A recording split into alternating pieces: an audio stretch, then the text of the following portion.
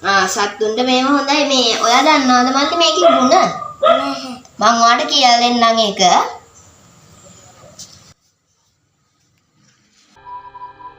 සුබ දවසක් කියලා දෙනවනම් අපි තවත් වීඩියෝ එකකින් හමු වුණා.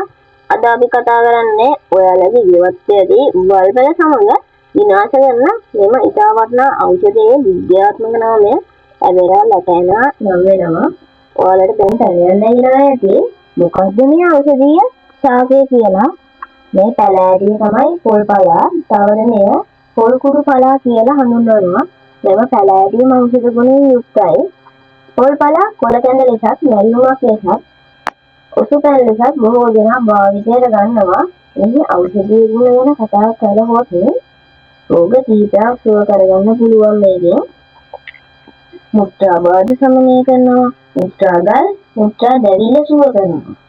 කැස්සට, ඇදුම, පීනස, හිතේ රුධා ආදී සමනයට පූර්ණ ශාකයෙන් යොදා ගැනීම මුත්‍රා ආසාදනයේදී සම්බා පානය කිරීම සුදුසුයි. වේලි පොල්පලා මල් සහ කොළ ගිනි අඟුරු මතට දමා දුම් මැල්ලීම ඇදුම රෝගීන්ට හිත කරයි. විශේෂ පැක්කුමදී පොල්පලා මුල් අඹරා නළල මත ආලේප කිරීමෙන් සහනය සාසාගත හැකියි. දැන් අපි බලමු කොහොමද අපි කැඳේ ගහ හදාගන්නේ කියලා. කැඳ වර්ගවලින් ඉතා රසවත් පානයක් තමයි පොල්පලා කියන්නේ. පොල්පලා ගස් සහ මුලින්ම ගෙන කැඳ ඉවීම වරදක් නැහැ.